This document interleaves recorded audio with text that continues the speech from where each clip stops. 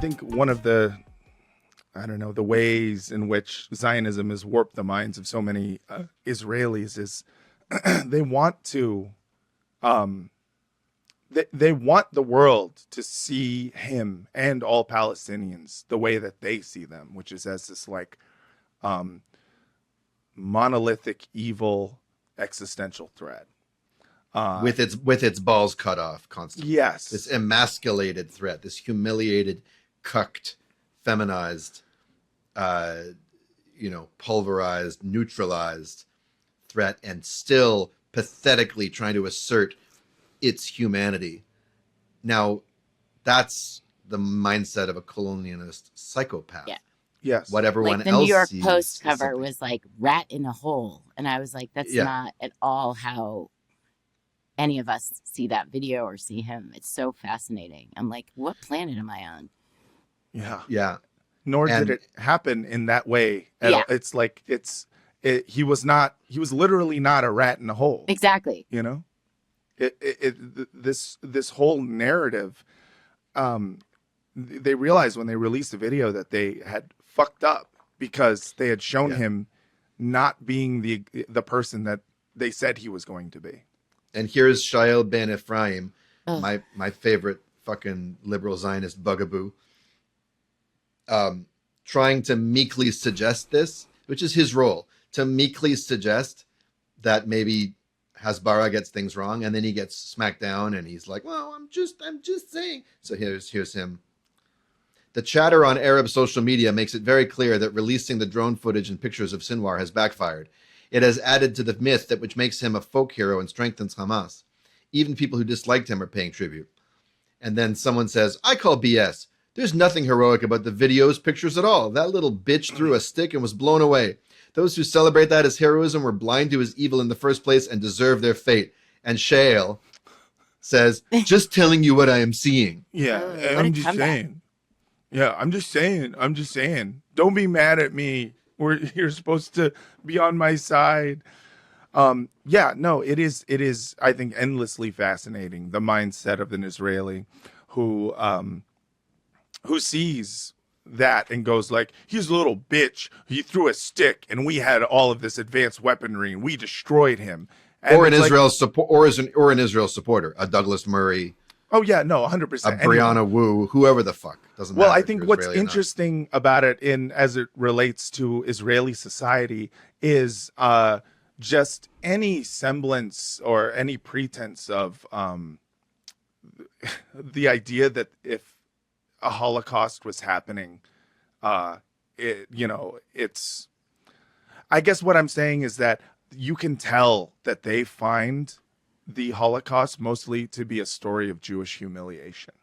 They find what happened to Jews to be a story of weak, defenseless people who were throwing sticks against a mightier power. And rather than seeing that and going like, damn, that mighty power is fucking evil and they should be, their ideology should be rid from the earth.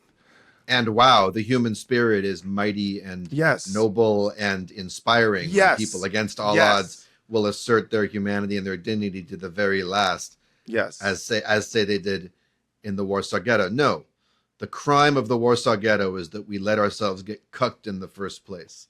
That we didn't have a Reich of our own. Yes. Yeah, it's 100%. interesting. My mom said that at the beginning of this whole thing about a year ago. They don't like us because we fight back or something like that. Yeah, and it's fighting back in a way that for them they're like, but don't you see it's hopeless? Don't you see that you're a sucker if you fight back? Don't you see that you have no chance of winning? You're throwing away your life, and it's this You're like fighting for the losing team. Yes, you're right. fighting Whereas for. we see or I see some guy throwing a stick, like to his last breath, he's still like, "Fuck off, get away from me."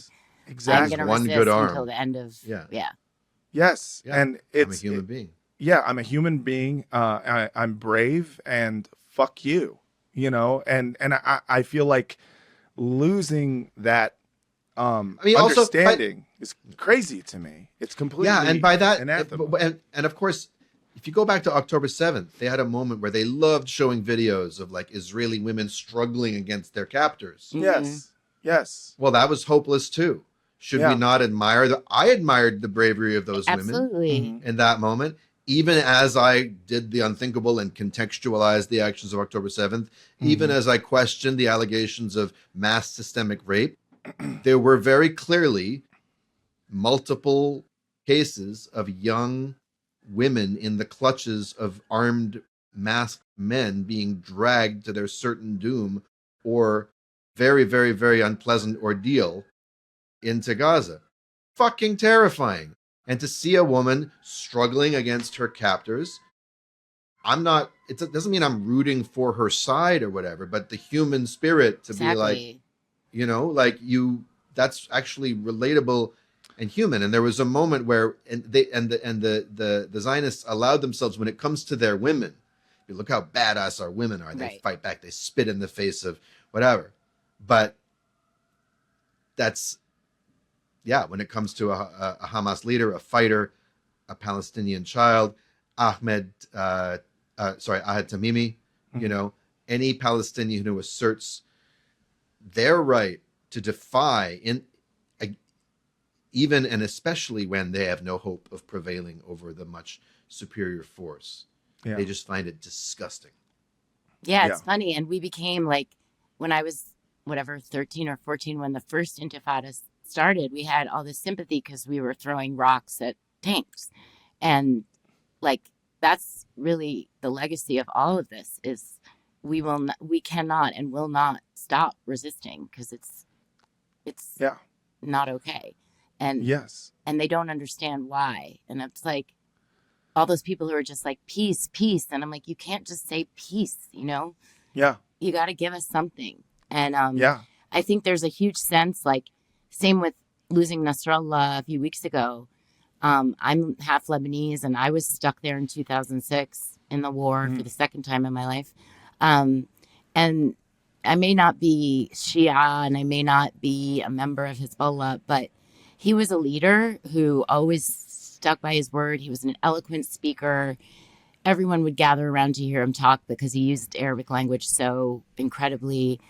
And he was cautious, and he was considered, whether you liked his politics or not, he was considered someone to respect. And it's astonishing how, it's not surprising, but it's also like so mind-blowing to see the complete opposite coverage of these people.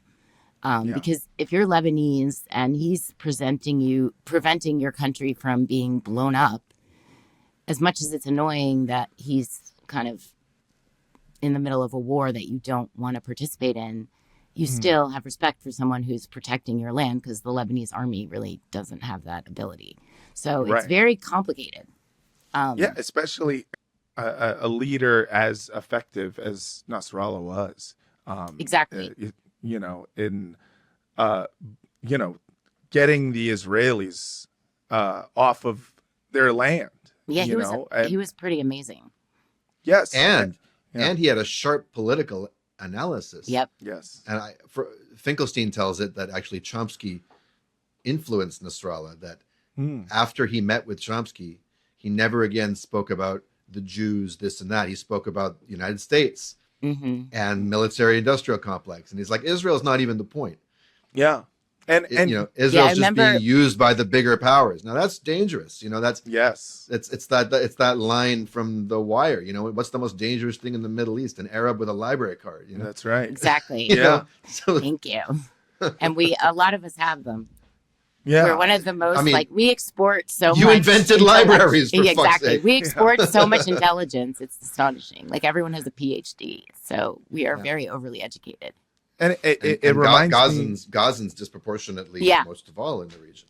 Yeah, it reminds me of another quote from your father, because you think about like the political sharpness of someone like Nasrallah or Sinwar in terms of like being someone who is playing a game that is for the benefit of how they are presented on the world stage, no matter how the odds are stacked against them. Thank you so much for watching that. Please like and subscribe, and please support us, patreon.com/badhasbara, or go to badhasbara.com.